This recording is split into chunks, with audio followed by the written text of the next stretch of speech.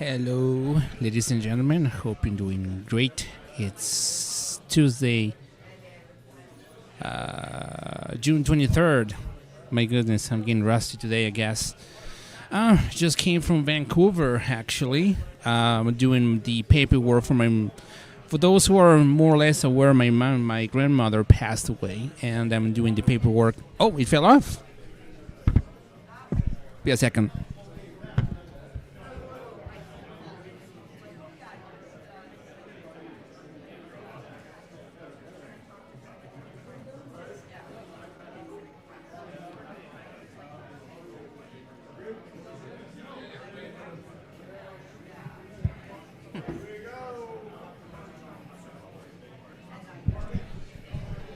All right, so we're going to shut down the music then.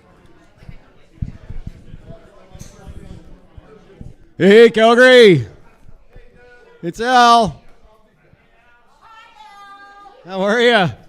It's great to see you. We got a few people here tonight. That's awesome. I see we have some media here. So we have Channel News Asia doing a story on our independence movement right now. So is there anybody in the room that doesn't want to be seen on camera? There you go. There you go. We got a problem. You're going to have to turn your back while you're speaking. So this is a Let's Talk Alberta event. Let's Talk Alberta is nonpartisan. It doesn't have an opinion. The speakers that you'll be hearing from do have an opinion, and it'll be up to you to decide whether or not if you agree with their opinions or if you'd like to ask them more questions in the second half of the show.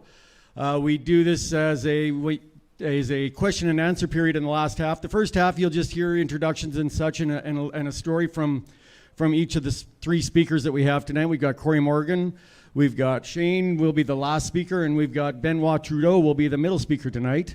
They've all got a very unique story, and they've all got a very unique point of view. So I guess I am going to probably send it off to Cory right off the bat here, get him going. So Cory Morgan is your first speaker tonight.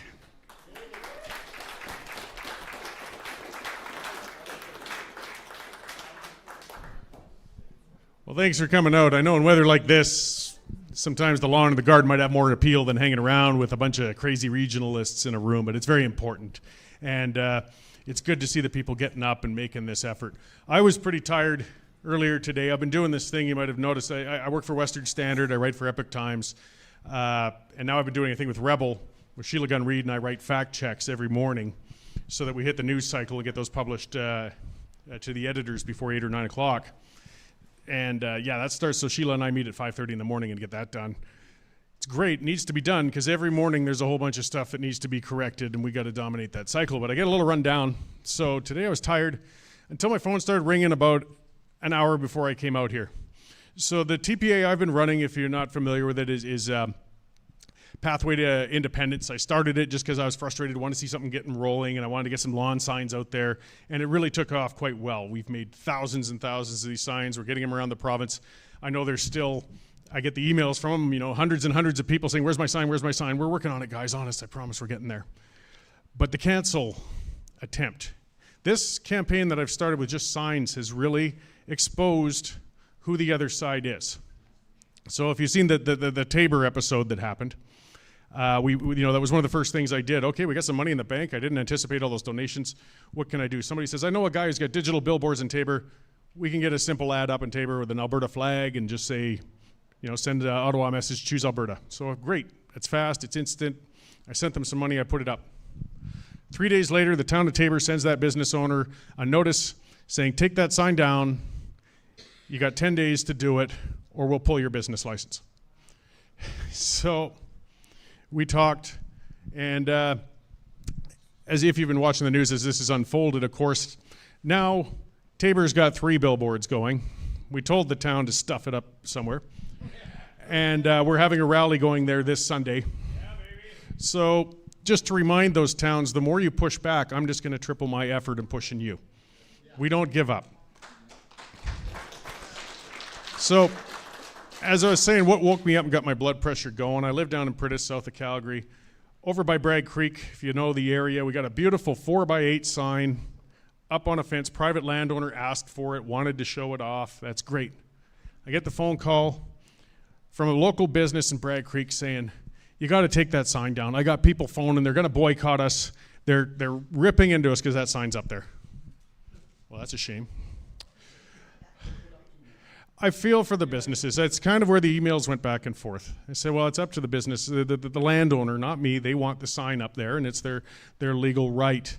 She says, well, we'll see what action we can take. I said, okay, and I sent her the link to the CBC article showing that Taber now has 3 billboards. I just said our policy is to triple our presence anytime we lose one sign, just so you know. Then she sent an email back, says, can you move it at least? Maybe. I doubt it. But this is happening everywhere. I've got large signs in High River going up. People are complaining to the town of High River. They're demanding that the town remove those signs too. Our opponents are not interested in discussion. They're not interested in exchanging ideas. They're not interested in debate. They're about cancellation and censorship. I mean, I've got no use for Thomas Lukasik. Every second day, he's one of the guys I got to write fact checks about. I guess I should thank him for that. I don't have to look that hard for something because he's so full of crap. And he's got his thing, though. He's got his right to do it. I've said to others, if a neighbor down the road from me decided to put up a great big 8x4 sign of his, I think it looks pretty ugly, but it's your business. It would never occur to me for a heartbeat to try and demand it be removed or to vandalize it or to protest his place. I would just think he's not getting invited to my next party. But aside from that, but that's how we think. We value individual thought. We value freedom. The Federalist side values authoritarianism. It values top down. Govern me harder, Daddy. Tell me what to do. Don't let others deviate from the path. Alberta would never have been built if it wasn't for the mindset of people saying, I'm just going to go out and do it. This is how tough areas like the West, Alberta, Saskatchewan got broken, how they got developed was people coming to make a life for themselves. That's why Alberta is still the frontier today. That's why it's got an independence movement today. The oil field, the energy sector, it wasn't just the people coming for the agricultural future. It's people who came over the last few decades to make a new life and future for themselves. People have said quite often, you know, and I hear that all the time, if we keep getting immigration into Alberta, we're going to turn liberal. No, we won't. If that was the case, it would have happened 50 years ago. Our population doubles every few decades. You got to remember the type of person who has the courage to get up, leave their comfort zone, leave their home, whether it's another country, another province, you know, your friends, your support center, and pick up and move way the heck out here to try and take on a job in some oil field in nasty conditions or in an office downtown with people you don't know. Those are self-starting people. Those are people who want to make a life for themselves. Those are the kind of people who built Alberta, whether they moved here 2 years ago or they moved here 50 years ago. That's why we haven't changed liberal over that time. We got to watch a little bit of our xenophobia when it comes to talking about people coming from outside of the province. Some of our best Albertans came from outside of Alberta. In fact, when you look at the demographics, half of Albertans were born somewhere else, another country or another province. It's just the nature of our province. And that attitude continues because there's a newcomer or they're going to pass that to their kids too. These are self-starting people. And we got to remember, Rachel Notley was born here. So there's no guarantee being born in Alberta is going to make you a good Albertan. Albertan is a culture. It is an attitude. It is a way of life. And it's not something you have to be born here to embrace. But that's what shows with the people coming out to these. That's what shows with this independence movement. That's who these people are, who you are. Not waiting for someone else to try and fix things for you, not waiting and allowing Ottawa to dictate how your future is going to be any longer. You're saying, what can I do about it? What will I do about it? And you've determined, and many others have determined, that the independence movement is the way to get out of this because we have a broken system. And it is broken, guys.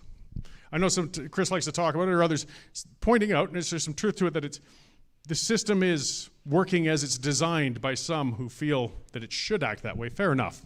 But as far as we're concerned, it's broken. And if we could fix it, we would have fixed it during Meech Lake or Charlottetown. We can't fix this Constitution. It's locked in. Our option is to break out, and we're pursuing that path. But it's a lot of work, and it's tough. And we're seeing the roadblocks now. And that's where we got to maintain that stubborn Alberta attitude. We thought that we could petition and get things rolling through the Citizens Initiative Act. We thought, okay, that'll be the path to go, the legal means to go through the Clarity Act again. Yes, I mean, we hear that from the Laurentians all the time. The Clarity Act's very difficult. Yeah, so what? When the hell does something difficult stop us from doing anything? We know it's going to be difficult. Nobody said it's going to be easy. And we thought we could petition, we thought we could initiate a referenda through that, which worked great. I mean, it was amazing to watch the people out there. It was astounding, standing in blizzards on highway sides. And again, look at our opponents, butting cigarettes in people's faces, throwing hot coffee on them, giving them the finger, swerving at them on the roads. These are our opponents. If you ever got to wonder once in a while if you're on the right side or the wrong side of an issue, which one is on the side of open discourse and thought? That's always the right side. And that's us. So that petition got shut down. Court order. We didn't consult enough people. We'll never consult enough people. My column last week was on that. You know, it's gotten insane, speaking of broken systems. Now in British Columbia, a $1.5 billion gold mine that went through all of the consultation process, spent millions and millions and millions of dollars, pretty much sat down with every Indigenous person within 100 miles they could pull in by the hair and give them a donut and say, I'm consulting you, missed out on a fictional native band with 55 members and a self-styled hereditary chief. And the judge said, well, you missed them, that's not good enough, that $1.5 billion project is now on hold because you didn't consult enough. It's an impossible bar. We'll never achieve it. And they've used that consultation bar now to shut down our democratic ability. We can't have the referendum we want. But now, what did we do? We could roll over and give up, or you just go around the hurdle and keep pushing. And so I get some frustration from people. They're saying, this question sucks that's coming this fall, and you're right, it does. It's a mealy-mouthed, word salad of a thing. Convoluted, there's a nice polite way to put it. The words that came out of my mouth when I first heard it are words I won't repeat tonight, but they weren't what we wanted to move towards. But whatever, you know what? You look at it, you study it. How can we continue our trajectory forward with this new term then? Look at what's going on now. It's turned into a de facto independence referendum. And yes, we could vote 80% for option 2, question 10. Oh, that's hard to put on a campaign brochure. You know, whatever happened to vote yes? No. Ben will talk about that. But either way, we work with what we've got. And if we got 80% support for option 2, we still wouldn't be independent the day after, or the month after, or probably not the year after. But it moves us closer. And the thing that'll happen if we don't participate, yes, it's stacked against us, yes, it's unfair, but if we lose and we come in at 15%, this thing's really going to be on the back burner for a while. So it sucks that they're the ones moving the pieces on the game board and we got to play by it, but if we don't play, we're guaranteed to lose. So that's why we got to keep that Albertan attitude. You can keep putting roadblocks in my way. I'm either going to push through them, I'm going to go around them, I'm going to push them down, I'll dig under them, whatever. We will find a way. We're going to keep doing it. So we are going to campaign with everything we've got between now and that referendum and get as many votes as we humanly can. We have the case. They dismiss us all the time, saying this is nothing, saying this is minor, this is just a few fringe lunatics, these are extremists. Okay. Then why are they so terrified? Why is legacy media headlining the independence movement every day? Why has this been the top of the news for months, and why is it going to be the top of the news for the next few months for something that they say has no chance of going anywhere? Because it does have a chance of going somewhere, and they're scared. They know it. They feel it. And we've got to remember that when we feel a little dejected, when it seems like, again, we're climbing up an icy hill. When you look at those legacy headlines, when you look at those elitists, you look at the funds that go towards those campaigning against us, but they wouldn't be campaigning that hard if they didn't know we had a chance. So we've always got to remember we have that chance. Look at the numbers. What was it, the start of Brexit? The polls were all confident in September. Yes, 41% at best. Well, that certainly changed in a few months, didn't it?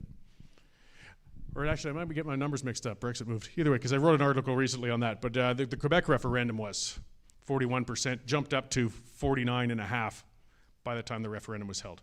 When you got momentum, things can change dramatically. And why can't they debate us in person? That's what these are about. These are speaking engagements. We invite people to come here and ask questions. You don't have to agree with us.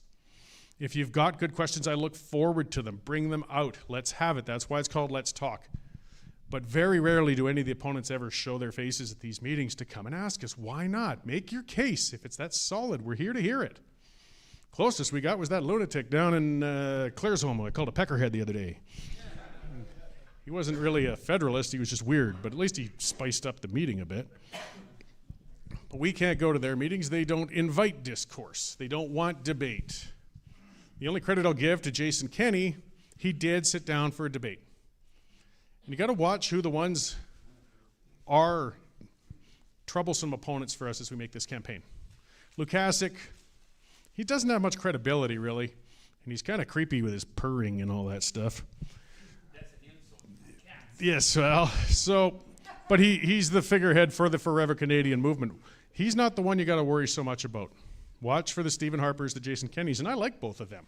I knew them from the Reform times and that. These are smart, articulate people who can make a good case. So look at what Jason did during the debate. He didn't come at it with facts and figures. He knows all the facts and figures. He's one of the smartest guys in Parliament when he was there. He was great when he was a reformer. He was great with the Taxpayers Federation. But, too many years in Ottawa and your brain turns to mush, and it shows. But he's still a very skilled communicator. So in that debate, what did he hit? Emotion and fear. Why? Because it works. So this is where we come in. Because when you have a campaign based on fear, you have a campaign based on emotion, because we need to change the hearts and minds of people to vote yes between now and October 19th. And a flyer isn't going to do that. All these signs I'm sticking up all over the place, they're showing an evident campaign, but they aren't changing any minds. I'm just hoping these signs open the conversation. They're showing that we can come out of the closet and tell our neighbors, yes, I'm an independent supporter, I have a sign. Because that's what they're trying to do, is push us into the closet, stop the discourse, stop the debate, because again, they're afraid of us talking. When we talk to our neighbors one-on-one, that's how you change hearts and minds. Not a blowhard like me in the front of a room. It's the friend you know. It's the relative you know. It's the guy at the bar who you sit with now and then. The guy who's got the season ticket next to you at the hockey game that you talk to during the intermission. These are the conversations that move people on emotional fronts. But we got to have them, and it's a long process. It's a one-by-one thing. It's truly grassroots, because there are a lot of people on the fence. It's something that we've seen, though, lately. The needle hasn't moved like we've hoped. We've seen more independent support in this last year than we've seen in decades. But it's kind of peaked at a 30% solid support level, give or take a little, but sits there. And we haven't been able to break into that 30 to 40% of undecided. There's 30% that are never going to support it, and that's a given. That's fine. Don't waste your time on them. Talk about the weather, sports with them. But that mushy middle is there, and we haven't been effective at reaching them yet. But part of it is because we've been focused on ourselves this long, and it was important. That petitioning process was fantastic because people met each other. They learned how to campaign. They learned that it could actually be fun, that it could be a social event, that they meet great people. And that's the people now that are building the basis of this movement. That petitioning thing, the petitioning was not wasted at all. It built this foundation, but it was also introverted. Petitioning was there to identify and reach those who were already ready to go, which is brilliant. But now we've got to figure out how to reach all of those who are not sure yet. And that's our next job. We're not looking for a signature. We're looking for a conversation and how to make a mark and get them to make the mark on the ballot this October. And those months are going to go fast. It's just a little less than 4 months now. But we can do it. I don't just point to the activity, the TPAs, the actions that people have been doing, the pushing back. Sundry shut down a parade because of the dispute over a float with Alberta flags on it. But what did that get them?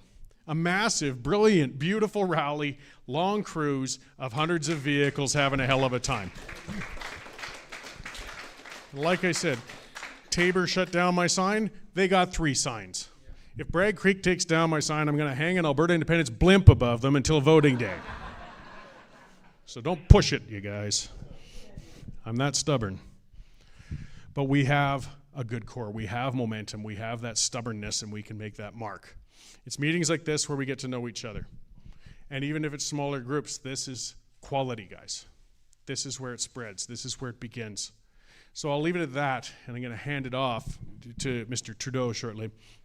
And we'll get to the question and answer, which I really look forward to, because that's where I actually learn some things quite often. So Mr. Trudeau has, yes, come from over that way, and he is related distantly to that Trudeau, but he's one of the good ones, you know.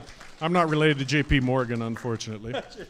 And he's going to share a lot of things, because Quebec's learned a lot ahead of us, and I appreciate you sharing that in your book and here at these. So thanks. Thanks, Cory.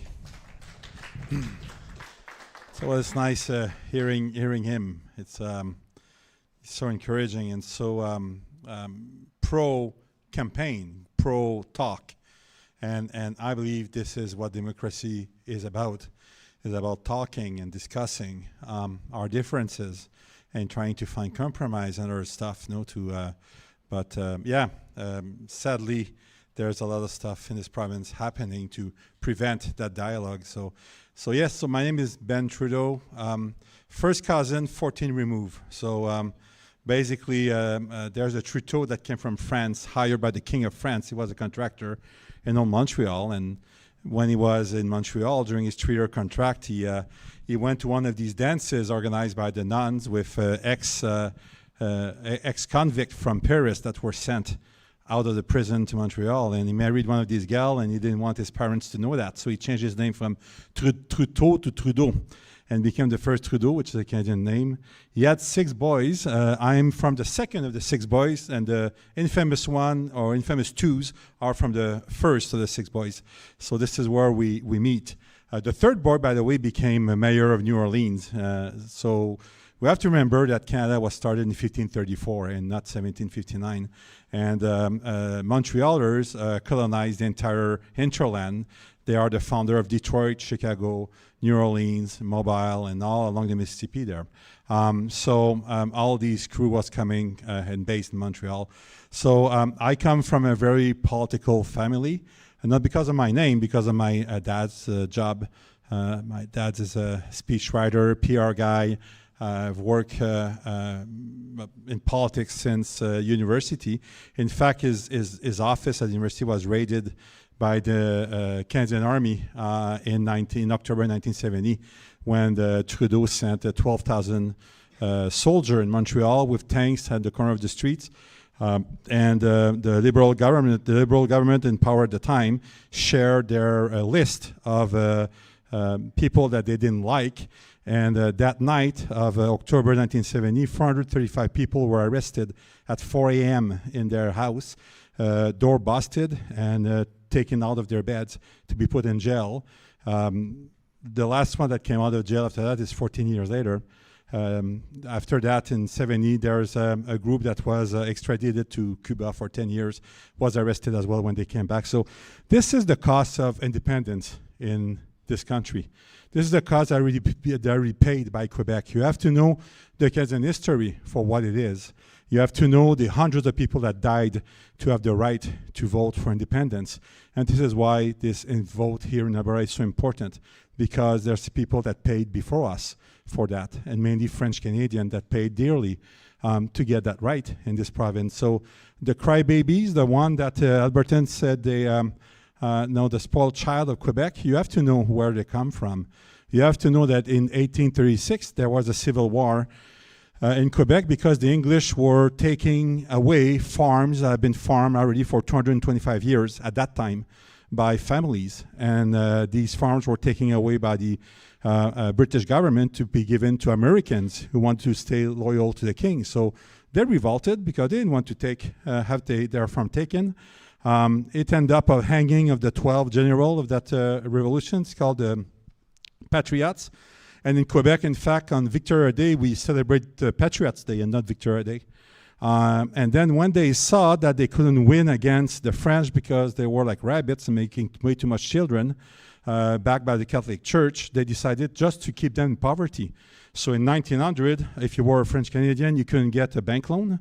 If you were a French Canadian living in Montreal, in Griffintown, your life expectancy would have been 19 years old because you were used to repair all these big machines. And they were using mainly kids to access parts of the machine that were hardly accessible.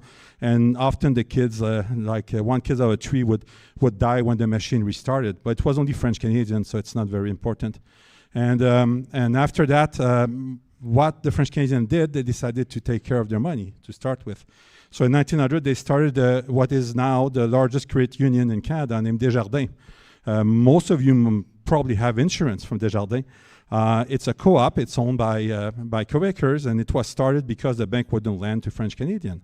And now Desjardins has $500 million of assets and have their own insurance company. They have 7.8 million Quebecers out of the 9 million have accounts at Desjardins.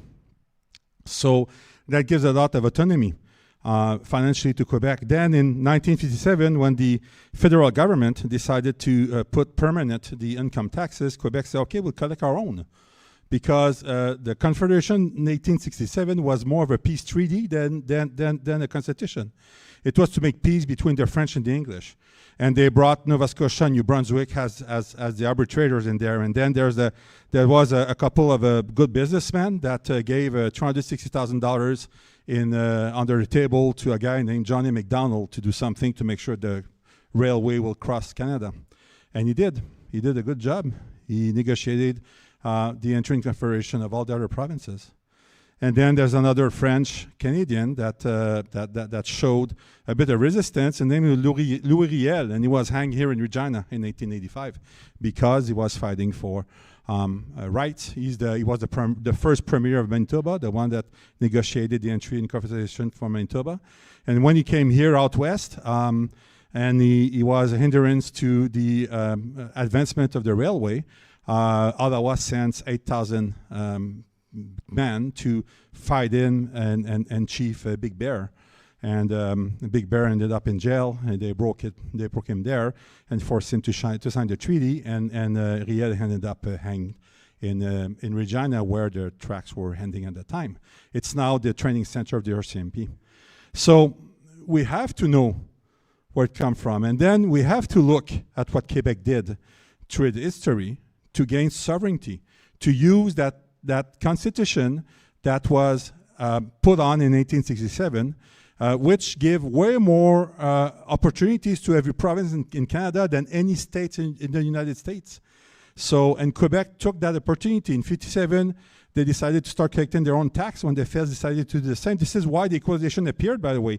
The equalization was to counterbalance that Quebec was collecting his own tax. Otherwise, say, well, okay, but then you're going to give some to other provinces. Quebec said, oh, yeah, sure. Go ahead. And then in 65, when they come with the brilliant idea of the CPP, the Canadian Pension Plan, Quebec said, you know what, we'll do our own pension plan. And they created the Quebec Pension Plan. 60 years later, the Quebec Pension Plan now has an investment fund of $500 billion for 6 million insured. The Canadian Pension Plan has an investment fund of $700 billion for 22 million insured. And then the other thing that Quebec did with the pension plan, they say we have to believe in ourselves and we have to invest in us. And they imposed 40% investment from the pension plan in Canada, which makes today the pension plan of Quebec one of the largest real estate owner of this province here in Alberta.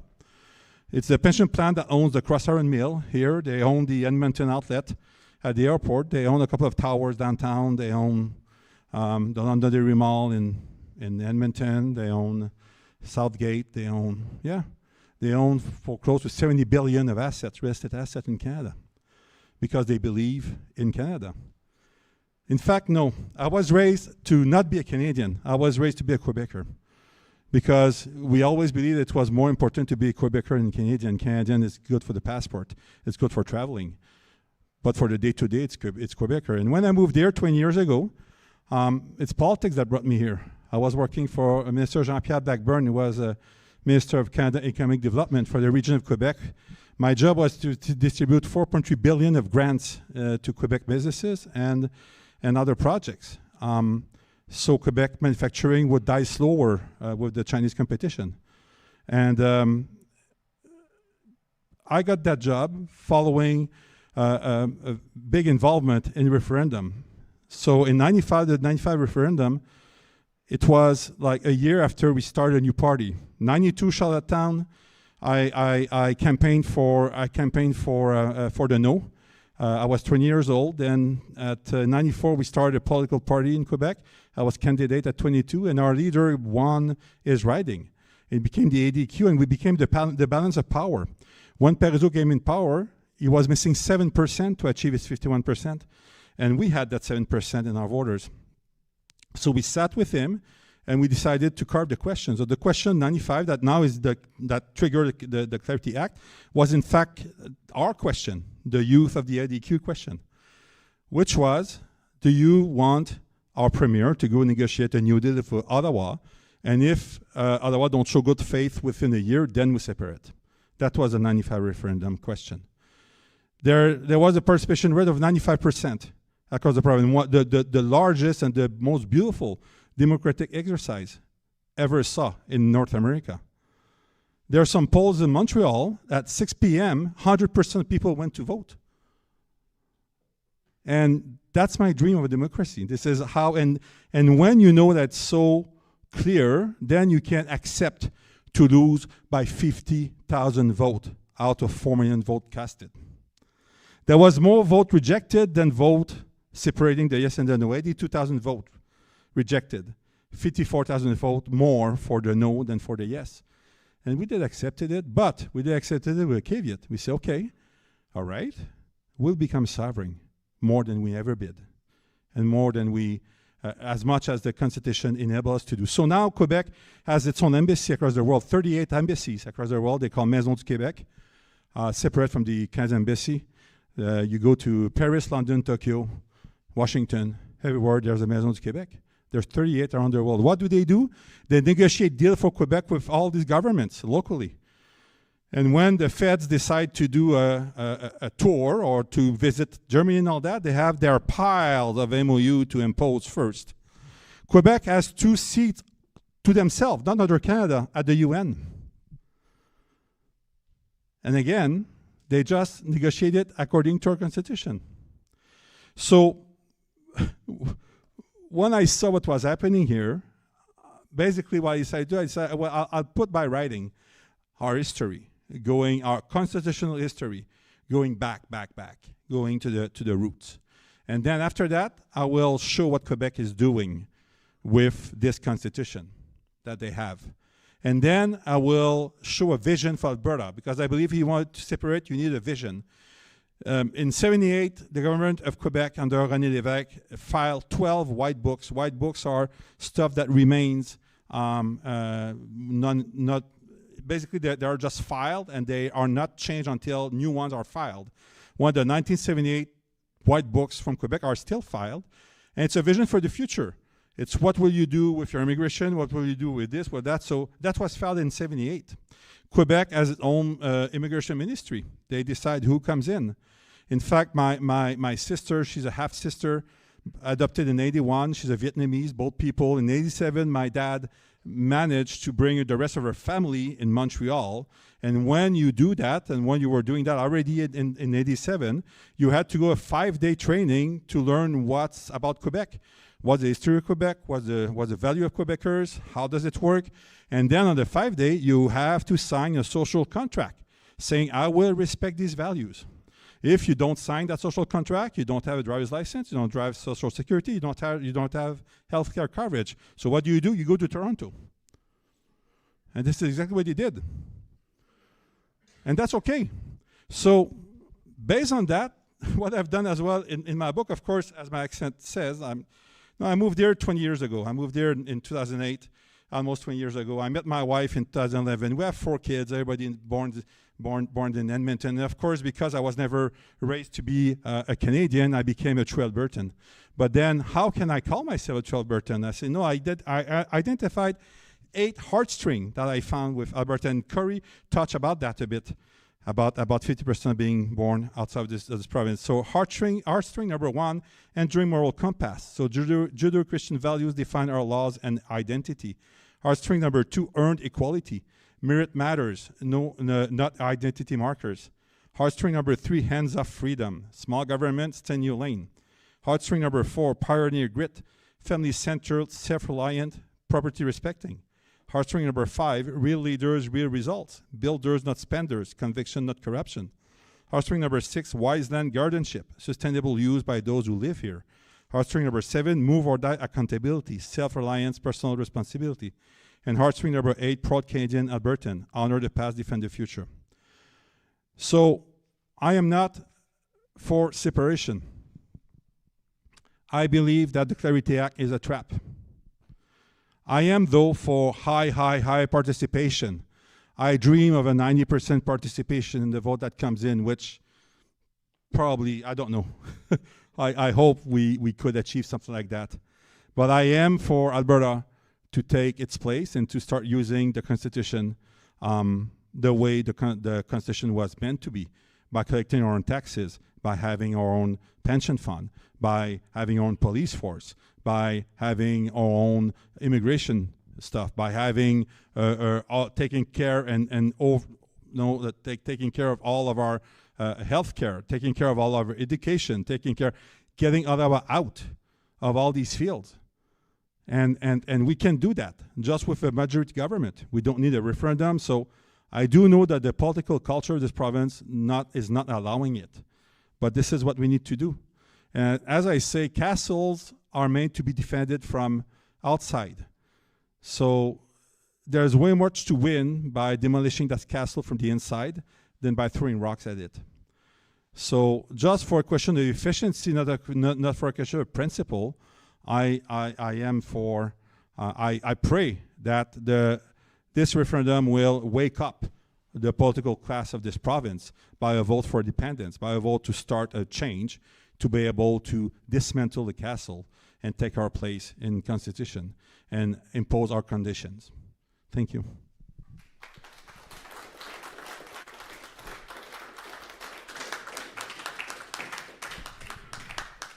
Okay, it's Sheane. Yeah, I'm gonna introduce you. Sheane. So, Sheane is a trooper. Like this guy has been like full time, nonstop, day and night. Him and his wife across the province, and he's a wealth of knowledge in history. He's very passionate about separation. He still tells me every day that he will have me change my mind, and and so thank you, Sheane.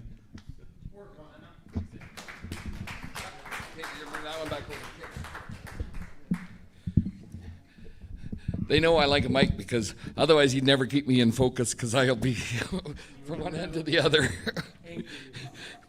So what I'm going to talk about tonight is the historical relationship between Ottawa and what is now Alberta and Saskatchewan.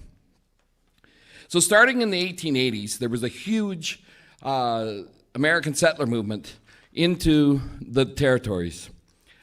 This started to get, there was such an influx that this started to make Ottawa very, very nervous because it is a lot easier for a country to absorb a territory than it is to absorb a province.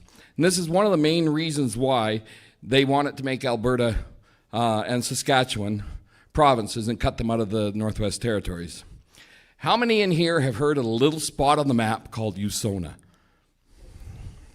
There's a couple people in the room. I live 6 miles from USONA. USONA in the 1880s to about 1905 had a growing population of around 500 people. It's now got a population of about 8 people. But do you know what the name USONA stands for? It stands for the United States of North America. How many here have heard of the town of Rimbey? Most everybody's heard of Rimbey. Its original name was Kansas Ridge. City of Airdrie was Yankee Valley. There's a little community very close to me as well that's still known as Dakota. All throughout Alberta and Saskatchewan, there were many, many little towns that either originally had American-sounding names or still do. And this made Ottawa very nervous and is one of the reasons why they decided to cut Alberta and Saskatchewan out of the Northwest Territories. In 1903, Sir Clifford Sifton made the following comments standing on the steps of the Manitoba legislature. We desire, and all Canadian patriots desire, that the great trade of the prairies shall go to enrich our people to the east, to build up our factories and our places of work, and in every legitimate way to our prosperity. Now, why do we care that some guy made this statement like this on the steps of the legislature in Manitoba 130 or 125 years ago. Well, Sir Clifford Sifton was the main author of the Alberta and Saskatchewan Acts. So in 1905, on September 1st, Alberta and Saskatchewan were legislated into existence with the Alberta Act and the Saskatchewan Act. And they are the only two provinces that were legislated into existence.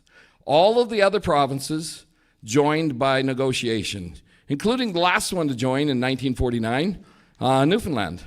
They negotiated their way in. But Alberta and Saskatchewan were not given that option. In fact, right after legislating them, they legislated our first premiers in both provinces. How many in here have had a chance to read the Alberta Act? There's a couple. I would encourage you to go to the Government of Alberta's website and download a copy. It's only a few pages long, and it's very eye-opening.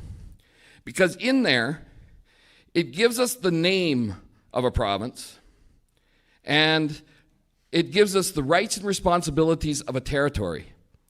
And we have had to fight ever since to gain the same rights as any other province in this country. In 1913, the federal government brought in the Railroad Act amendments. Now, what did this do? This made it illegal for regional railways to cross provincial lines. So let's say that you wanted to load grain in Stettler and take it to Thunder Bay. So you would load, and when you hit the Saskatchewan border, they would have to offload it all, unload it onto a Saskatchewan carrier, and then when you got to the Manitoba border, you would have to do the same. When you got to the Ontario border, you would have to do the same. So this made it economically unfeasible for a lot of the regional railways to operate. So by 1939, most of them had closed their doors, and their assets were up for grab. And in 1943, a brand new company came out of the East and bought up all of those assets. And we now know them today as Canadian National Railway. The last of the regional railways had got eaten up, but they kept their name until 1972, and that was Alberta Northern Railways. And in 1972, the last of them folded. Of the regional railways, there's basically only two remaining pieces that you can actually see in our history of them. If you go down Taylor Drive in Red Deer, you'll see a big pillar on the side of that has Alberta Central Railway on it from 1913. And if you go to Rycroft, Alberta, you will see a caboose from the Alberta Northern Railways. And those are basically the rest that have been wiped out. The other interesting thing about it is that Eastern Railways were made exempt. So it only applied to Western Railways. In 1930, the provinces negotiated with the federal government and came out with the Natural Resources Transfer Agreement, which transferred all of the natural resources to the care and ownership of the provinces. However, at the time that they negotiated this, Ottawa made it very clear that they would still be in control of Alberta and Saskatchewan's natural resources. On December 11th, 1931, the King decreed the Statute of Westminster, and under the Statute of Westminster, it gave the sovereignty over land and resources to the people in care of the provinces. So under the Statute of Westminster, there is no federal land within this province. It was decreed in 1931 that there is no federal land within this province. That means the national parks are actually owned by the province, not by the federal government. Every drop of land in this province is provincial land, not federal. And if we would be enforcing that, we would never have had Jasper happen. Our fire troops could have got in and helped put the fire out, but even more than that, if we were managing the forests, we do a much better job of managing the forest than the federal government does. And we probably wouldn't have had the fire in the first place.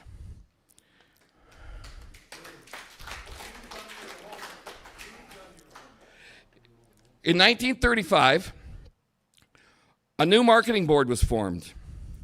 It was formed under the guise of giving a fair shake to farmers. It was the Canada Wheat Board. And under that, it was supposed to help set prices and make sure that goods and the like for farmers were traded at a fair so that the elevators didn't take advantage of the farmers. Well, the very first thing that happened is, using the Wheat Board as an excuse, the federal government came into the western provinces and started seizing grain from the farmers. This left many farmers in dire straits, and they were shipping this back because, remember, in the 1930s we were in the Great Depression, and they were shipping the grain back to the east to feed the Easterners and basically starting to starve the western farmers. In 1943, it became non-voluntary to be a member, and it was made mandatory for all western farmers. So what does that mean? That means if I want to sell my grain to the States, and I live in Ontario, I pull my truck up to my grain bin, I load my grain on board, and I drive across the border and I sell it to the U.S. If I live west of the Manitoba border, I pull up to the grain bin, I load my grain, I go into the local elevator, I offload it on one side of the elevator, pull around, reload it, and pay a fee to the Canada Wheat Board, and then I'm able to sell it to the United States. All eastern provinces were exempt from the Canada Wheat Board, only the western provinces. And this stayed in effect until 2012. Prior to them repealing it, we had what was known as the Dirty Dozen. It's 13 farmers that decided that they had had enough. And those farmers decided that it was worth going to jail for. So 13 of them ran the border between Alberta and Saskatchewan with their grain, and they spent between 6 months and a year in jail each. I have the honor on Friday night in Oyen to have 2 of those farmers actually tell their full story. Max will be there recording it, and I'm going to do a mini documentary covering it. It was actually the first time, really, that Western Canadians stood up for ourselves. And seeing that these 13 farmers do this, the rest of the Western provinces farmers decided they'd had enough, and they forced Stephen Harper to repeal the Canada Wheat Board Act. So in 2012, it was finally repealed. In 1947, we had just discovered our large reserves of oil. We had discovered oil before that, but we discovered how vast our oil reserves were. And so what did the federal government do? They brought in federal control of oil pricing and control over all of our pipelines. So they said that we could not go by world price. They would set the price that we could sell our oil at. And this went on for 3 years till 1950, when it was finally repealed. How many here are old enough, and it's a pretty young crowd, so it's probably not going to be many, to remember the Great Flag Debate of 1965? We've got a few. I started school in the early 1970s, and by then it had been memory hold. But what happened in 1965 is our then Prime Minister, Lester B. Pearson, decided that he wanted to have a flag that represented all of Canadians. So he brought out the maple leaf as we know it today. And what it's supposed to represent is the red bars on the side are the oceans, and the maple leaf is the people of Canada. Well, John Diefenbaker stood up in the House of Commons and said, we should be using the Manitoba maple as it is found from coast to coast, whereas the sugar maple is only found in eastern Canada. Well, Lester B. Pearson did not like that, so he forced closure on the bill. And when it was forced to vote, not a single Western Canadian MP voted for the red maple leaf that we know today. Western Canada was so appalled by this that in 1967, very many towns and cities in Western Canada refused to fly the Maple Leaf in the celebration of our centennial. And they instead flew our second official flag, which most people don't even realize that we have a second official flag, and that's the original red ensign. But by 1972, when I started school, never heard boo about it. I pledge allegiance to the flag, the emblem of my country. To her, I pledge my love and loyalty. I blame that on a hockey game in 1972 between Canada and Russia, because after that you heard nothing about the controversy. It was completely memory hold. 1973, the federal government brought in the oil export taxation policies, and they put a cap on Alberta's oil profits. Now, we were always told that in the 1970s that there was an oil shortage. That was what was causing the gas prices to go through the roof. But if you were an oil company and you were given a quota of, let's say, 100,000 barrels, and if you produced anything over that, that profit went straight to Ottawa. Would you produce over 100,000 barrels? It wouldn't make any sense for you to do that. It's not profitable for you to do that. And this stayed in effect for 18 months. Our then Premier, Peter Lougheed, fought tooth and nail with the federal government to get that repealed. And finally, in 1974, they repealed that. But they weren't done with us yet, because just 6 years later, they brought in the National Energy Program. Now, the National Energy Program had everything that the 1973-74 program had in it, with the addition that priority of our natural resources was given to the East, and the East would set the price that we sold it to them at. So that stayed in effect for 8 years, till 1988. And it wasn't repealed because they decided all of a sudden that they loved the West, and Alberta in particular. It was repealed because the price of oil had dropped so low that it now costs more money to produce than they were getting out of the program. So that was the main reason that they did it. But Brian Mulroney said at the time that Alberta needed a break because it was an election year. And he used that as a reason as his reasoning for repealing the National Energy Program. But in reality, it was because it was costing them too much money to maintain. In the 1980s and the 1990s, Ben talked about he didn't mention so much bringing the Constitution home in 1982, which there's a lot of controversy over it actually having been a good thing. But then we had the first Quebec referendum, and then in 95 we had the second Quebec referendum. Now, after the second Quebec referendum, Ben touched on the Clarity Act just a little bit.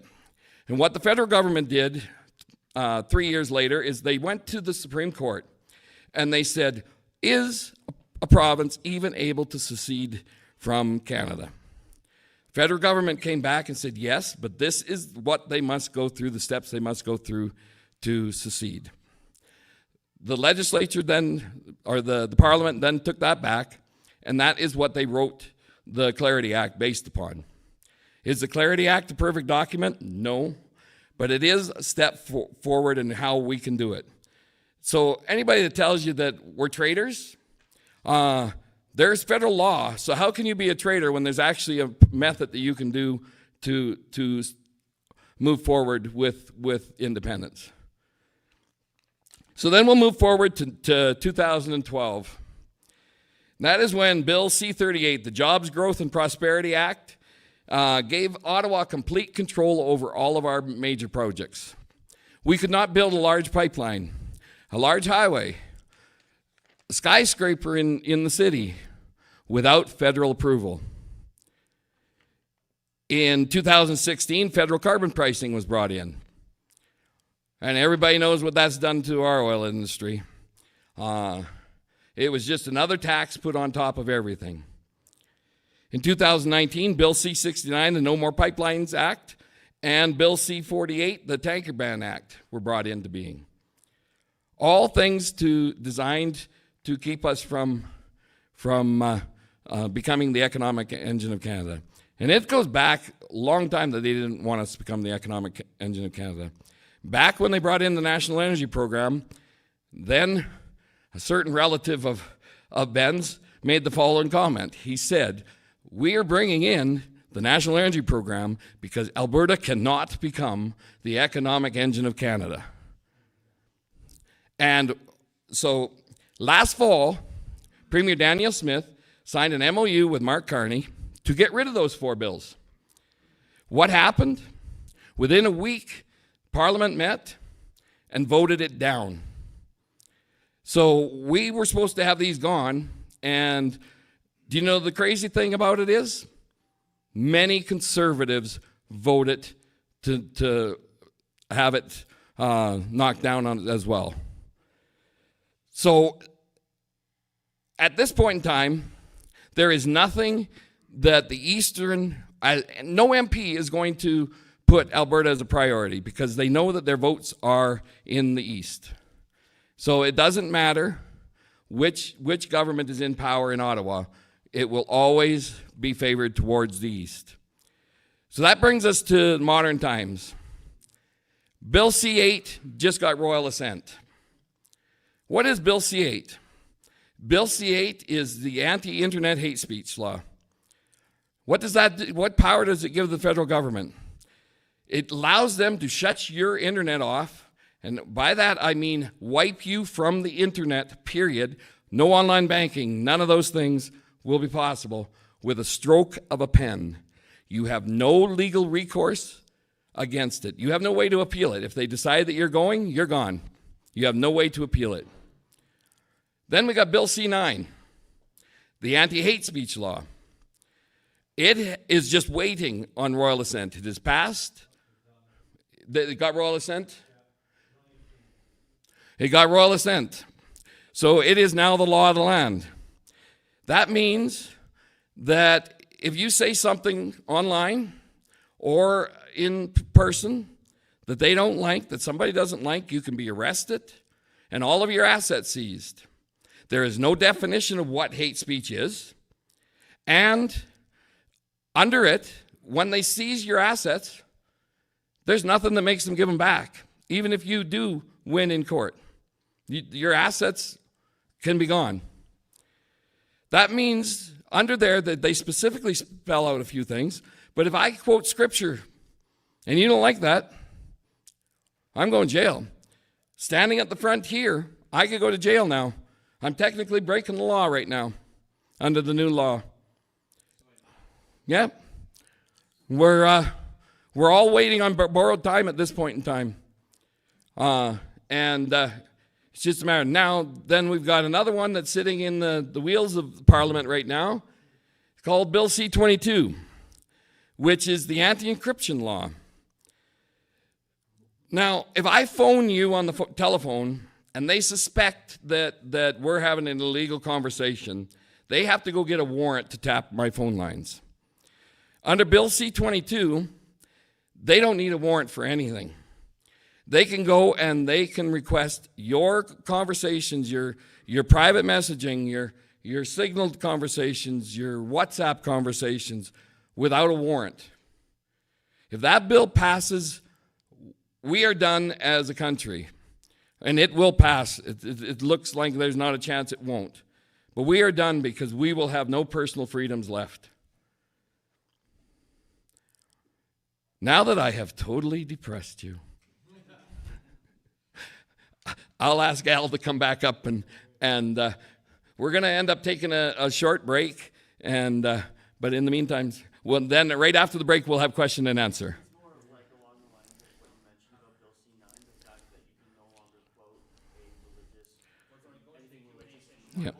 Yeah.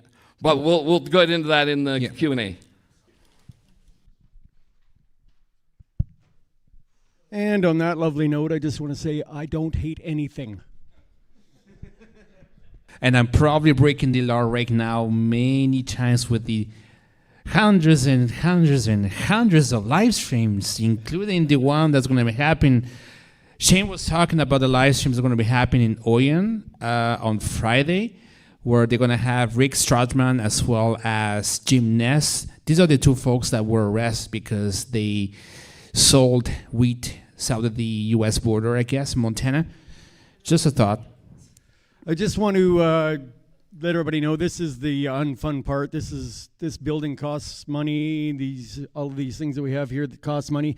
We're going to have the lovely Mrs. L run around with the bucket if she could, or wherever did the bucket go? Oh, it's already out and about. Very good. So we'll just do it. We'll pass it across and then pass it across. We'll have both you guys run the bucket across. We also want to make mention that there are some Let's Talk Alberta signs. These are hot off the press. Literally just picked them up on the way here. These are excellent. I love them. They look amazing. $10 a piece for those. If you want to pick up one of those signs, you can just drop it in there and get it. Benoa Trudeau has his book for sale for $20. There's the merch table over here. There's Benoit's book right there. He's selling that for $20. Cory Morgan has his book at the back as well. He's selling that one for $25, and you can get them signed while you're here. So you don't get that if you get it on Amazon. So this is a good time to pick those up. We will be taking a break shortly to try and give everybody a minute to have a smoke break and a pee break. We'll probably be back here. It's now 10 after 8, so I would say probably about 8:30 at the very latest, probably 25 after. We'll get back in our seats and we'll be ready to roll as soon as we can. All right, guys, we'll see you then.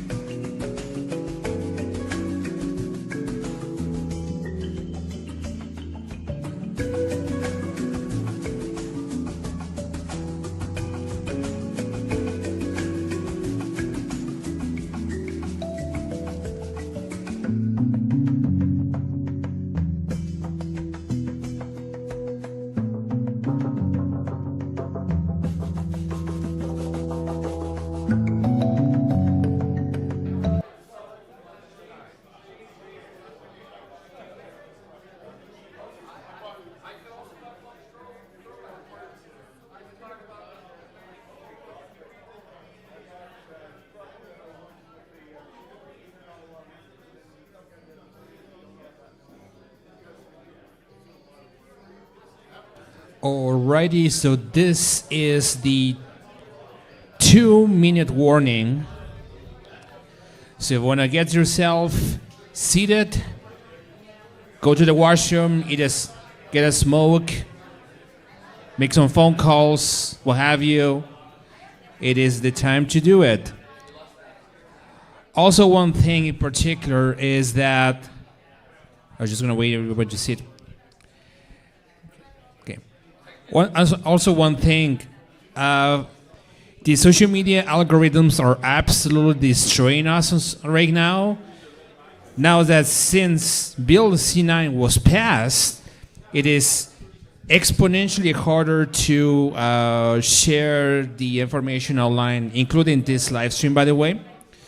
So if you go to letstalkalberta.com, you're going to see the list of events. What works the best is to share by text message, or if you go to freedomcanada.net, you're going to see also that information as well. It's going to be very important for you guys to contribute to the effort, because I can tell you, Bill C-9, since it has even left the House of Commons, Freedom Canada actually decreased the traffic, the egress traffic on social media. So that's okay. I don't have a pen. So the way it's going to work for the Q&A is that Mr. Alberta has the microphone. Okay, it's important for you guys to talk on the microphone and not talk like this, because people on the stream cannot hear you, and I'll be a little mad, so to speak. That's okay. So if you have questions, speak on the microphone. That's very important. Do not over talk on somebody. Also, keep your phones muted, because it's kind of annoying to see a ding-ding on the phone when somebody's asking a question. It's very disturbing. And if you are shy or you don't want to be here and to be here on the microphone, we have a piece of paper. We can write your questions on your behalf, and we're going to ask questions as well. Also, we have some unacceptable finches watching online. That's awesome. Hey, Derek. So if you have questions online, put under with the 3 exclamation mark, so I can tag your questions and when we go through it, okay? Before we get started, over here you will see some little Alberta flags. Grab yourself some. They are completely free. So make sure you grab 1 or 2 before you leave today. Also, there's some yellow papers there that have advertisement for July 1st. Come out. Last year we had 3,380 people at the Whistle Stop on July 1st. I would like to see that doubled this year. I have got musical entertainment all day, speeches all day on the other end. We've got a 60-plus marketplace. We've got a car show, a bike rally coming in, and then we'll turn into a bike show and shine. So we have got you covered on Albertans Day, July 1st. So come on out to the Whistle Stop. And I will be live streaming that as well too, just so you know. On freedomcalendar.net. So basically it's on YouTube. You can look Freedom Calendar, not Canada, calendar, and that's it. All right. So we're ready now. Oh, hey, now you can hear me. All right, guys, so we will get going with this. I will hold the mic while you're doing the question answering stuff, because the man that owns the mic doesn't like it to be dropped or misused. So if anybody's got a question, throw up your hand, and we will get started with that portion of it. I know you had something you wanted to talk about earlier, so you want to start it off? Sure. So my main point of view is, what else is involved in Bill C-9 that not only upset myself, but almost everybody else I know, is the fact that you're not allowed to quote anything from the Bible anymore, especially from a wedding, in a wedding. Okay, it's not quite that rigid.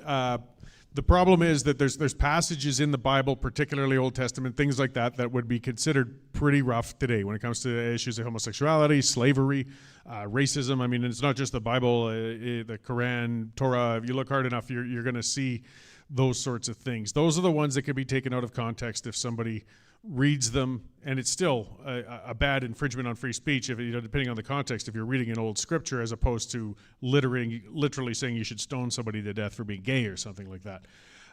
But if you're talking about like a wedding reading and so on, the likelihood of them using that to crack down is very slim. But I'm not trying to understate how dangerous and bad that bill is and how bad it infringes on free speech and expression. But I don't believe it'll be quite so harsh that it'll hit on those parts. But, if somebody gives a sermon and for whatever reason they decided to read some of those old passages, I mean, there's some beauties in Leviticus that get somebody in a whole lot of trouble. That's pretty frightening to think then. Most of the world is kind of modernized and realized that the old scriptures are things that we don't practice today, but they'll still read them at religious events. And if somebody reads them now, it could be, absolutely. I mean, the world's so insane, it could potentially be taken out of context and people could get in trouble. So we do have to watch for it, but it's not quite as bad as that yet. Plus, I would add on that, the administration of justice is provincial. So somehow it's for the province to decide how it will apply the criminal code. It's a bit difficult here in Alberta because we don't have say on any judges. So as we see, we have like quite crazy New Brunswick judges and others.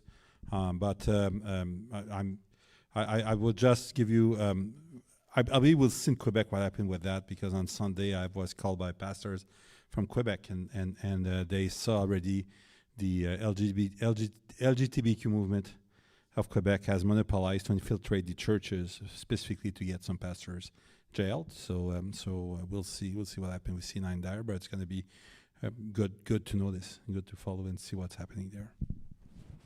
What I would like to see is what Quebec does with everything, and I would like to see the notwithstanding clause used for Bill C8, Bill C9, and Bill C22. Right off the bat, as soon as they hit, I would like to see our legislature use the notwithstanding clause. Will they? Probably not, but they need to. Just going to be a microphone. Sorry, that's important. Alberta just needs our free speech back. That's what we really need right now. And we need Saskatchewan and BC to come with us. I don't think Mrs. BC L will do. to have a question. So my question is about this internet censorship. Is this retroactive? Are they going back? Or is it just moving forward? It's difficult to convict somebody on a crime if it wasn't a crime prior to that in law, actually. So, if you've made a new law, it's hard. Again, I know there's not a lot of faith in our courts and our judges, but from most precedent, a person shouldn't be guilty of violating the law if it wasn't illegal at that time. But we have to watch ourselves going forward. But nothing's impossible with these judges. The problem with Bill C8 is it doesn't go to court. It is at the stroke of the minister's pen. So that is the problem with it. So who knows what they decide. Like Cory says, precedent is that you don't go back to it. But if you're really an activist, who knows what they'll do. We're going to make the mic. We have Aaron here. You'd like to ask a question? Thank you. A number of ways that I feel gaslit when I'm talking to people about the potential for Alberta to be better off on its own. Amongst those, probably the most significant way that I feel like, well, I get confused if they're right. Is Alberta or are Albertans right to be upset about equalization? That's my question. Yes, and if they are not within their rights to be upset about it, what am I missing? Because Danielle Smith and many other people for generations have cited equalization as being unfair. And yet when I talk to a lot of people, they act like there's something basic that I don't know about it. And I'm naive for being upset. Am I fooled? No, we have every reason to be upset with equalization. It's interprovincial welfare. It's socialism at its very core. It's rewarding provinces for not producing their own resources and punishing us for being successful. It's also, having been an oil field worker initially, in the late 90s when the prices crashed, I was near starving. In 2008 when the prices crashed, I was near starving. Not too many years ago, oil prices literally went below zero. Guess how much equalization Alberta got? We still paid out. This system is screwing us blind. I mean, if it's supposed to be there as a safety net for when times hit us, it's not there. We pay out when we're coming and when we're going. Likewise, Ben could expand it. Quebec's got some exemptions for some of the revenues they've got within their system that we don't have to, that they don't have to apply. It's a terrible, terrible system. If it was supposed to be a hand up rather than a hand out, then why is there some provinces been collecting for over 50 years? It's not working. The real problem with equalization is that it has been embedded in the Constitution in 1982. There's two terrible things that happens to our Constitution in 1982: the Charter of Right, and that give all the power to the judges, and the equalization that until then was just a legislation that could have been repealed. Now that it's part of the Constitution, we need 7 provinces representing 50% of the population of Canada to change the rule. But it's been rigged that way because Trudeau, when he put that in the Constitution, knew that it would create at least 3, if not 4, welfare provinces that would totally depend on that equalization. And so what does the Constitution says? To change the Constitution, it's 7 provinces out of 10 that needs to vote. So for sure you have 3 that will never vote for any changes: New Brunswick, PEI, and Nova Scotia. Quebec per capita is number 7 on the list of recipients of equalization. It's not even the province that receive the most per person. Equalization represents 28% of the budget of PEI, 26% of the budget of New Brunswick, 24% of the budget of Nova Scotia, and then 22% of the budget of Manitoba. So these 4 provinces will never vote to change the system because they benefit for it. It was designed like that to create these welfare provinces that will depend on that to prevent the Constitution to be ever changed. So this is why the Canadian Constitution cannot be ever changed. It's been locked in a safe, keys throughout the sea, and it's not something that we can, even if we're scream, even if we vote 68% against equalization. That was a scam. That was like anyway. Just to have us vote for that was irrelevant because it's part of a system that we cannot change. The incentive is not there for them to develop their own natural resources. Newfoundland has got huge oil reserves off the coast, but they're not developing them. What's their incentive to do it when they get equalization from Alberta? Quebec has got huge natural gas reserves. They're estimated that they could be the 5th, 6th largest in the world of natural gas, but they're not developed because what's the incentive? Nobody, like in the case of Quebec, if they ever develop them, because the formulation is written the way it is, they would lose, and they would end up having to be a net payer into equalization, and nobody wants that. We do, but they don't. Every province that is getting equalization payments. And Ben can talk to this. They don't even know that they receive equalization payment in Quebec. The mainstream media has made it that they think that they support Alberta in Quebec. Well, in Quebec, all the economic dialogue has been shifted. The narrative has been shifted for the 95th referendum because we knew that we were losing going out of Canada. So instead of saying to people that we were gained by independence, what we said is that we want to eliminate the fiscal inequality. What is a fiscal inequality? Is then we pay for a service and you don't get service back. So what Quebec did after that, since 98 as well, they have about 600 bureaucrats in Ottawa that cross the bridge every day to piss off federal bureaucrats to tell them, we give you $1, give us back $1 in service. And they make sure that they do receive that every year and more. So, and again, this is constitutional. We can do that too. And then again, for the, I will end up on that in equalization. I'm writing right now just a little paper, just like a white paper on how Alberta can do exactly like Quebec to get the same amount. So Quebec received $3.64 billion more in equalization than they should because they shielded Hydro-Quebec and the electricity revenues from the calculation. Well, we can do the same with our oil and gas. So I'm writing right now a paper how to do that, how to shield ourselves at least for the same, at the same ratio and the same amount that Quebec is shielding itself, and the federal couldn't do anything against it. So anyway, it's going to come out in a few weeks. I've said this before, but I think if, as plan B, we may end up with a Premier Trudeau. This here would be Fred, and he has a statement that he'd like to make. Perhaps we will have a discussion afterwards about his paper.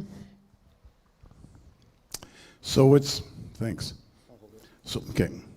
So it's been brought up that we have an activist judge in this province who has blocked our path.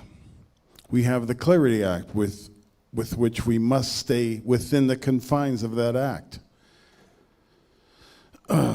Well, I don't think that's true. And I'm going to give you guys teeth, and everybody can download what I'm about to read.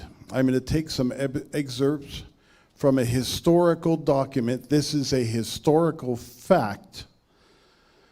This is from a letter written by the former MP of Jasper, Walter Cool, to René Lévesque during Meech Lake. I'm going to take some excerpts. So, quote, I would like to give you a brief summary of what I believe to be your current position so far as separation is concerned, rather than it being necessary to seek separation rights through a referendum. The province of Quebec, this is Walter Cool talking to René Lévesque, the province of Quebec is already completely constitutionally separated from the rest of Canada. And here's the meat. This is equally true of every other province in Canada and has been so since December 11th, 1931 through the Statute of Westminster. His question, how can you be divorced if you have never, I emphasize, never been married? And the following is a summary. I'm going to skip all this. This following is a summary of the reasons for the things that Walter Cool had just stated. 1, at the time of Confederation movement in Canada, the provinces of Canada, Nova Scotia, and New Brunswick desired to form a federal union. 2, the Quebec resolutions of 1864 provided for a federal union. 3, the bill drafted by the Canadian delegates at the London Conference in 1866 also provided for a federal union. 4, the colonial office of the Imperial Parliament was not disposed to grant the provinces of Canada their request for a federal union. 5, the British North American Act, the BNA Act, enacted by the Imperial Parliament, carried out neither the spirit nor the terms of the Quebec resolutions. 6, Canada did not become a federal union or a confederation under the BNA Act, but rather a united colony.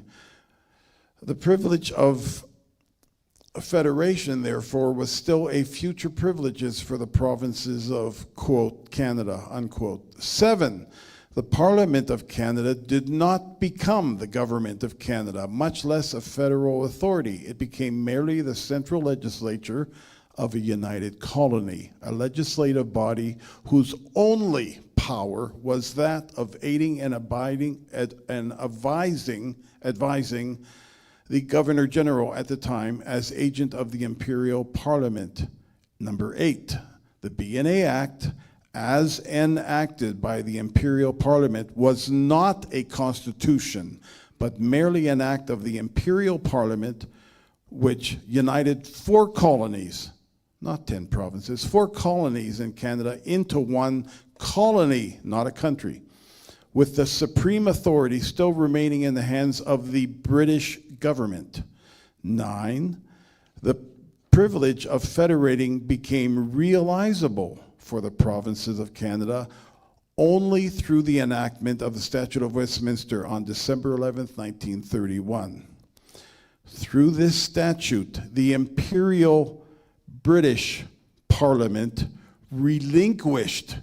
gave to us, to the people of Canada, their sovereign rights, and through them to their provincial governments as their most direct agents.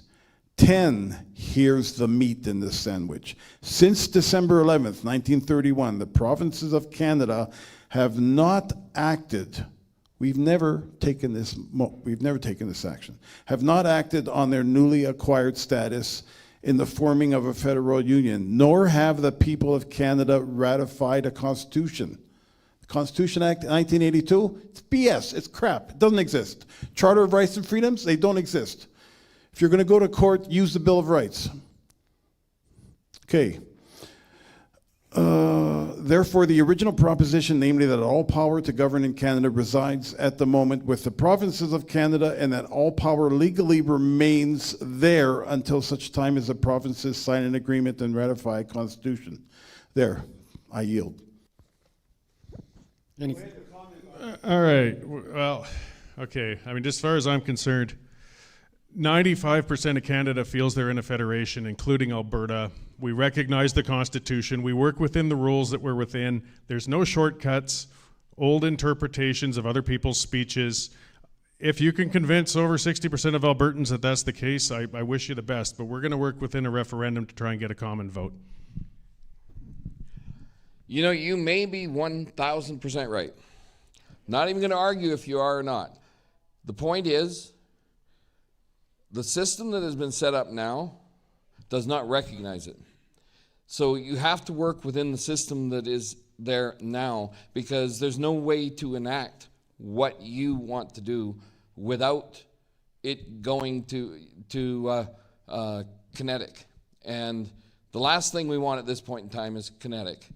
If we have a path to go forward that is peaceful and just, then that's the way to go forward. But with anything that goes out, that's why, you know, I don't even argue with people that talk about common law, because they may be 100% right.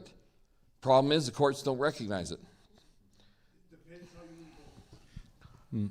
I've used it successfully every single time. Moving violations, speeding tickets, going through a stop sign.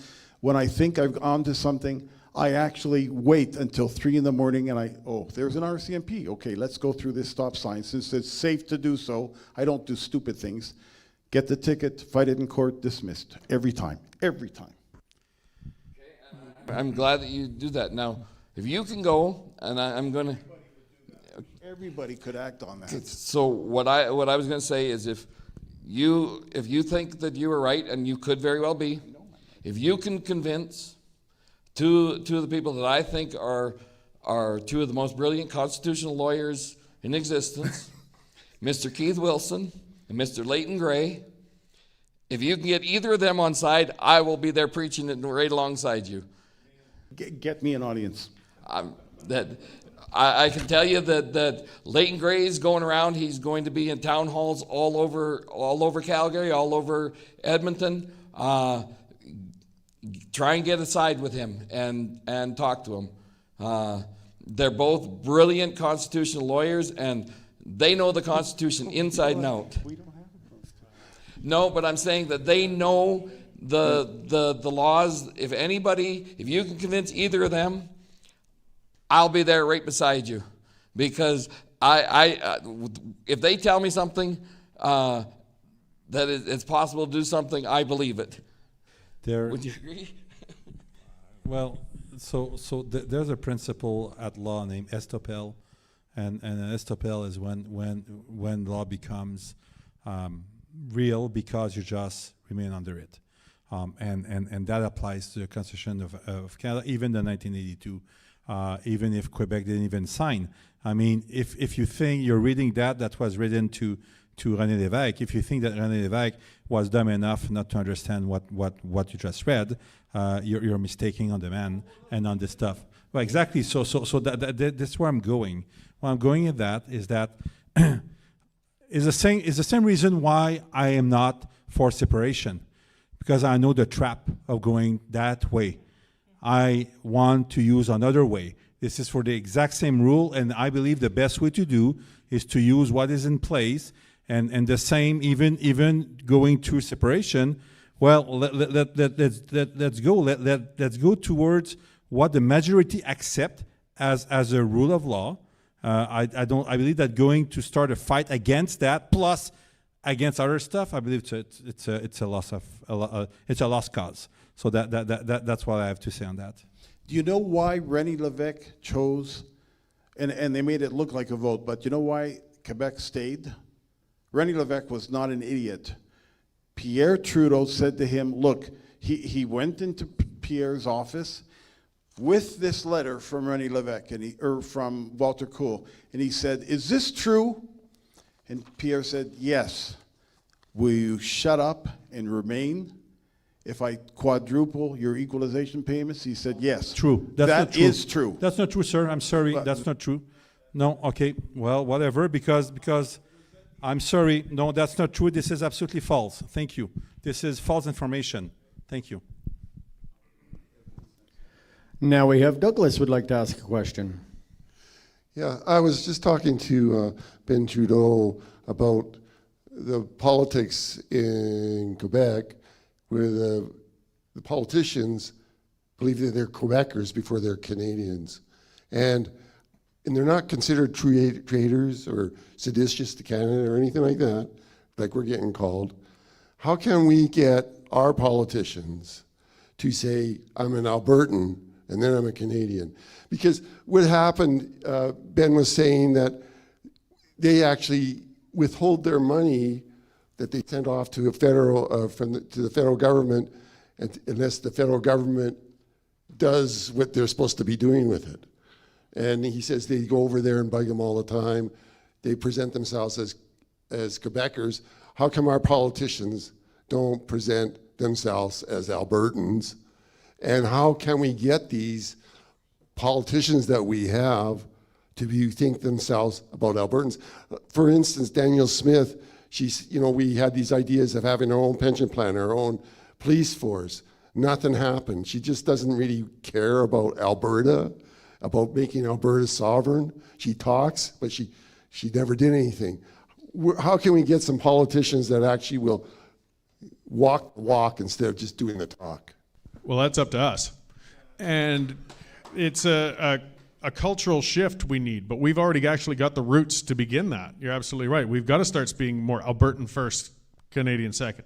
Something I've spoken of before at other ones, when I've traveled and worked, there's a big difference. One thing you see in Alberta and actually in Quebec, and one other place in the United States, when you're all around. You see American flags everywhere in the United States. You see Canadian flags all over.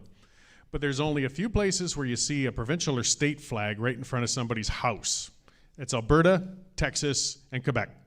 Because you don't go a block in Texas without knowing you're in Texas. That flag is everywhere, and they identify as Texans. Now, most of them are very proud Americans, but they are Texan Americans. We have that here, but we have to develop it more. Yes. That's where I was talking about symbolism. That's where, I'm going to go into the debate about people with the flag, but I like our flag. Many Albertans do. It's a good flag. Display that thing. Get it on your houses. Get it on your wear. Get it out there. I mean, that's just one symbol. Part of it, too, is the mentality, of course, of presenting yourself as such and thinking of yourself as such. The politicians eventually, to a degree, reflect us. It doesn't feel like it quite often when they deviate from it, but they serve themselves in wanting to get elected and wanting to stay elected. And when they know that enough people, either the ones that are there, they're going to try and reflect that to keep their seats, or they get replaced by people who are reflecting that attitude of, I am Albertan, on their way up. And we change that culture and that attitude to more, yes, the Quebecers who will say that first. So it's a longer path, but you're absolutely right. We've got to see that out of our politicians, but it takes us lighting that fire under their butts to make them do it. And I think we're on the right path, but we got to work to go. Also, like Mitch Sylvester, he was saying, we've got to all become United Conservative Party members, go to the AGM, and really, like Jeff Rath, when he had that announcement about how to solve a lot of problems for Alberta, and everybody just stepped up and said, yeah, we want to do that. We want to become a sovereign nation. Well, I'm not sure if exactly what was said there. But I mean, I just want to put a plug in for the AGM that's coming up. We have to get there.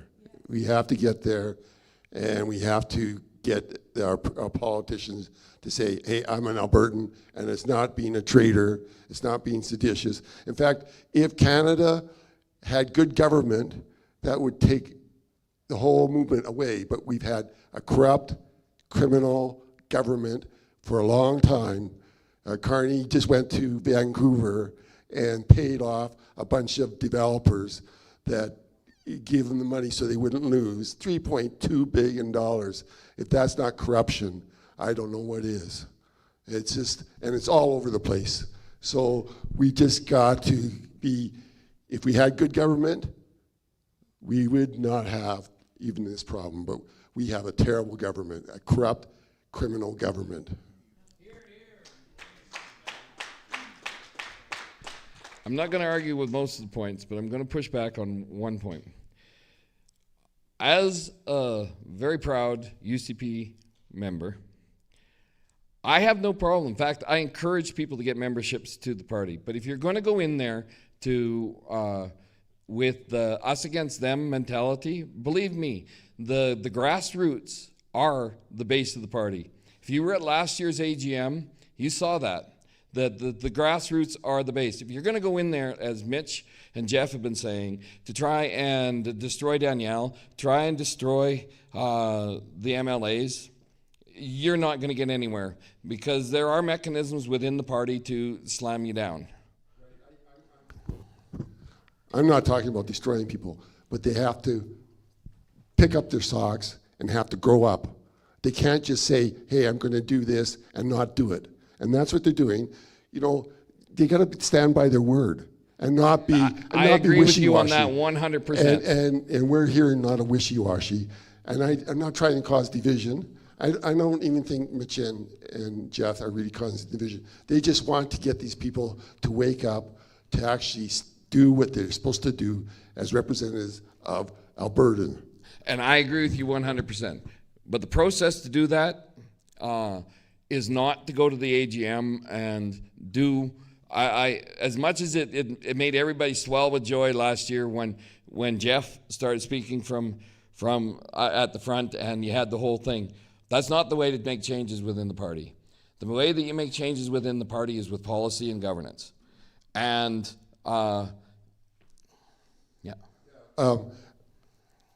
we had a lot of policies since 2020, and they are just ignoring them. I mean, there's some things that are happening, but for the most part, they're just ignoring policies that the members are actually putting in. So that, you know, you have to, when people seem to be asleep, you have to give them a little bit of a slap to wake them up. Otherwise, they're not going to move in the right direction. And I agree with you. They have to be proud to be Albertans. But what I would like to see is a bylaw, very much like the PQ has in their bylaws. See, in the United States, a party recognizes the wants of its members. In Quebec, a party recognizes the wants of its members before the public at large. Here in Alberta and the rest of the provinces, they do not recognize the needs of their members to the same extent. And what I would love to see is a bylaw put in that makes it mandatory for them to do that. I am of the strong belief that the way you make change is through bylaws and governance. Policies, most of the time I don't care what the policies are, because they are suggestions, not the law of the party. Bylaws and governance are the law of the party. And I would encourage everybody to get to know the bylaws and governance of the party. I would encourage you, if you're wanting to get involved, to do that. But to go in there, all it does is make it look like a party divided when you go in there and with I can't remember what the term is, but you're going in there to get bear. What's the phrase? Loaded for bear. Loaded for bear. Thank you. Yeah, when you go in there loaded for bear, all you're doing is making everybody. And we are a grassroots party as UCP. We are grassroots. You can see that at every AGM. Since 2020, we have been 100%, well, 90%, we're grassroots and grassroots driven. Do I agree with everything that Danielle has done? Heck no. But there are ways, going in there to try and get her out or anything like that is not the way, the path forward. We'll just destroy ourselves if we do that. That's just my opinion. Ben, you're a party member, I know too. So. Yeah, well, no, I believe that the only organization where everybody is for the leader is called a cult, and I'm not very for cults, and so I'm very comfortable being mad and being sad and being critical of Premier Smith when she does stuff that I don't agree with. Is that worth dismissing everything? I don't believe so, and that's the problem as well with a grassroots movement who somehow require some actions. And I'm the first one to require some action. Don't get me wrong. That I wrote a book about it. But at the same time, I believe that we need a vehicle to represent these actions, and we need to use, again, I'm the one that uses the system. That's my book is about as well. Let's use the system in our advantage, and I believe that Danielle Smith, considering everything that I know behind the scene as well, I'm quite involved in the party at many levels, and I believe she's doing, considering a great job. I don't agree with the fruit salad that she serves us on October 19, but I'll work with it, and we'll work with the system. No, and I believe the same with the party. I believe that, you know what, we have not had a conservative leader making more than one mandate since Ralph Klein. I mean, that's a problem. No, like it would be nice to have like a leader that can stay at least 2 mandates, so that way, we have time and we can get in the second cycle, because right now it's too late. Like the election is 2027, October 2027, a year after that referendum. So after October 2027, depending on what happened on October 19, of course, I believe October 19 will be a pivotal on seeing what happened, and we'll be able to request way more prompt action than before October 19. And not only that, but on October 5th as well, it's an important date, because that's the date that the Canadian government comes with their priorities, and this is where we're going to see what Carney does with that pipeline and all the rest. So plus October 5th, it's an election in Quebec. Most likely PQ will come back in power in Quebec. My dream personally as a political strategist is to see an alliance between Alberta and Quebec, whatever the result on October 19. If it's good, we need them. If it's not good, we need them. Okay, and when I say good or not good, there's not really good or not good. But if it's a go-ahead with the process, we need Quebec to assist us. By the way, Quebec, the day after the Clarity Act, the day after, they voted unanimously in their legislature to reject the Clarity Act. So, that's a type of action that provincially we can do. When stuff comes in, Bill C9 comes in, we can go in session and say we reject these, or we won't apply that. And so anyway, and I believe that Premier Smith does it to the extent that she can do it, considering a problem of division within her own party. And speaking of policy, I believe the one policy that is missing in the party that was dismissed when the Wild Rose merged with the PC, there was a MOU that was stating from the Wild Rose that was stating sovereign Alberta within a united Canada, and that was dismissed. The problem of our party right now is that we have no constitutional position. So nowhere in our status of the on the statutes of the party it says if we're federalists, if we're sovereignists, if we're nowhere. So I believe that question needs to be brought on, and I believe that question needs to be cleared. Way more than a leadership review and plunging the party in total chaos for another 6 months with the last 6 months that we're gonna have to race to the finish line to give power to the NDP. That's my. I agree with you, Ben, but you know, I also agree that like Danielle Smith is like way ahead of any other. Like she's been a great leader. But in a sense, it just shows that there's so little in the rest of the party, in the political part, that are really giving her support. That are, you know, like, I mean, she says things and she couldn't follow through for whatever reason. So I'm just thinking, like you say, I mean, we know that there's a lot of infighting going on there and things that she can't really trust. But I'm just saying. Who else would we have for leadership? Is there anybody else that's standing up that would be head and shoulders? I don't know. I don't think so. No. Nobody better than Danielle. But I'm just saying, I wish there would be more. Like, yeah, we're running long, but I want to make it quick. Just a thing to make a point about party politics that a lot of people might not be familiar with. One of the number one things that parties spend money on is polling. They're constantly polling. They spend millions of dollars polling, and it's internals. They never release what those polls are. That's for their internal information. Because sadly, a lot of them get into it for ideals and so on. But the reality is they want to get elected and they want to stay elected. And that's why you'll see a deviation at an AGM when the members 90% support something, but if their internal pollings tell them in their local constituency they'll lose their seat on that position, they'll choose their own safety of their own ass before observing what the members want them to do, which gets kind of back to what I started, and I'll just make it quick, in that's why we've got to create that groundswell of movement, because when the polling shows them where they want to go, they'll move in that direction to follow us, if only for their own sake. It's one of Smith's favorite sayings. It was Ralph Klein's favorite saying. He said he didn't make the parade, he looked for it, and he stood in front of it.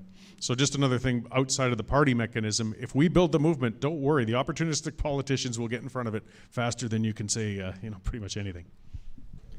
So we started at 10 after 7. We got just enough time for one more question. Teresa's got one. Hi, Kate. This is going back to those bills and everything that just got passed. You were saying that all they do to implement them is sign. If they were to pull that on me or something, do I have any recourse on that? Like, if I go to church and say the wrong things, they throw me in jail. Do I have any recourse? Can I fight it, or am I just in jail? Well, I mean, C9, it's modifying the criminal code, so it's under a criminal code. C8 is a bit different, and C22 is way different. But C9 per se, which is the one that removed the religious protection, it's a criminal accusation. So it goes the same way as if you shoot somebody. So it will be like bail and process, and you hire a lawyer, and you end up at the remand center for a couple of days, and so that's what it is. The other two you said are different. So like them locking me out of my bank accounts and my internet and that, do I have a recourse on that? Well, again, the other two call for ministerial involvement. And that's a bit far-fetched to think that the minister will be involved in doing that. With I believe it's way more dangerous if you're a politician, an adversary of the Liberals, than just like a citizen expressing your point of view. So I believe that C22 and C8 are way more dangerous for true conservatives that are going heads on against the Liberal, for instance, than for Our YouTubers, like our influencers, that'll affect them, right? Well- so what happens when the Fringe gets shut down, or Cory gets shut down, or well, because of their, or Max gets shut down? we have. I've been advocating that since COVID. We have to start developing our own structures. We can't depend on what exists, and we'll have to do what we have to do when it happens. So yeah, but for now it's just a question of yes, it can happen. Will it happen? I don't know. Maybe not now. Maybe, but I believe that it's we have to be to cite the Bible. We have to be cunning as serpent and soft as dove for now. We have not to raise any reason to exacerbate the case, but at the same time we have to be prepared to do something else, and we have to. You know what? A lot of freedom people don't even like. I've been advocating for BVCU for 3 years. You know how many people tells me, "Oh no, finally I kept my account at TD because it's too complicated. I have to drive an hour to go to a branch of BVCU." Well, if you're too comfortable, just stay in your comfort. No, like this is how frogs dies in boiling water. So you're welcome. so anyway, but if you're willing to do something different, well, do something different. There's Curry Hamsberger right now that's promoting a new system, a new stuff. Well, let's find people to join it. And yes, it's not as easy as Facebook. It's not as it might be. It might have glitch and you might swear a bit and all that because they don't have the same stuff. But if you're not even willing to sacrifice the comfort of losing a connection, well, then stay with TELUS. One last question up here. Oh, hey.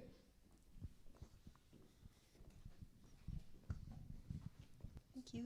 Just want to thank you guys. Thanks so much for all this hard work, and Chris, and these town halls they're awesome to stay immersed and talk to people. I had a great conversation with a friend on the weekend and changed his mind. He's willing to come to a Let's Talk event. And I also wanted to ask, I've heard that their Elections Alberta, it looks like they're hiring, or they're getting people to hire or whatever for this October 19th election. What would be the best course of action? Should we be looking to be scrutineers, or should we be looking to get involved on the election side of it, or? Sure. I mean, if you're looking to get involved as an employee, you understand you signed to be very, very unbiased and obtrusive as an elections worker, as you should. Scrutineering is really important. People underestimate that or forget about that aspect of our system, but it's actually very, very good. With paper ballots and open scrutineering ability, our elections are almost impossible to fix, because you were there from the moment they open the ballot box to you can watch the votes all day. You can watch when they open the ballot boxes, like after they finished for the day. You can watch the count and have your own numbers for when they submit to compare to Elections Alberta. So it's a very good system. But like so many other things, it only works if we participate. So having scrutineers at these is quite important, and the way it's going to be set up through the referendum, usually it's through political parties. In this case, it'll be through third-party advertisers. They can sponsor you as a scrutineer, and you can work in the constituency if you like, and put in a few hours or a long, long day. Because our system is pretty good, you really won't see too many things as a scrutineer typically anyways. It's the fact you're there that prevents the funny business from happening. But it's so integral to make sure we are there, just if only to end with misdoubt, because people can not trust the system sometimes. So I would suggest, if you want, though, absolutely scrutineer. It can be a bit of a dull day, but it's not all that bad, and you hang out with some people and see the process. Before. Okay, then you know. So it applies here too. It's just important, and I hope the TPAs help organize some of that. Okay, so it would be, because I heard APP they were going to organize something, but I haven't seen anything. Is that where it'd be closer to election day when you really get to the point of collecting scrutineers to go out and volunteer for that thing. Okay. And I don't know, I won't commit yet, but I'm running a TPA as well. I could potentially sponsor some in my area, perhaps if they were having gaps or whatnot, and just get some more people on the ground to watch the process. Okay, yeah. No, I'd like to be I'd like to be part of that. Thank you. Well, with that question, I think that we're going to call it a night. I'm going to ask that everybody help clean up. We have to get this totally spotless. They gave us a big checklist. They gave us a pretty big checklist of what we got to do to clean this place up. So if you could help put away chairs, sweep floors, wipe down the bathrooms, take out the garbage, that would be greatly appreciated. It helps. I've got a 2.5 hour drive after we leave here to get home. So if you can help do it, us get out the door, that's greatly appreciated. And thank you very, very much for coming. Shane, for the people online and anybody that might be interested in the room, what do we have for events coming up with Let's Talk Alberta? Tomorrow night, Chris is in Peace River having a town hall up there. So if you're up in that area, please come on out. And Ben and I will be in Three Hills tomorrow. Oh, yeah, you're coming to Three Hills too. Yep. Yeah, the three of us will be in Three Hills tomorrow. So that would be greatly appreciated if you came out and supported us. And then the next night, Chris is in Valley View, and I am in Paradise Valley. Hold on a second. For people who are doing the stacks, you need to be maximum of 8 shares on top. So the stacks must be 8 sharp. No 7, not 9, not 10, 8. It's part of the checklist, by the way. So make sure they're at 8, and there are some pictures by the wall over there by the storage area you can use for reference purposes as well. So thank you very much for tuning in. So thank you very much for tuning in. For those people who are watching online, tomorrow at 6 p.m. I will be with Mitch Sylvester in Red Deer. That's going to be live streaming a town hall from Red Deer. So thank you very much for tuning in, and we'll see you tomorrow then.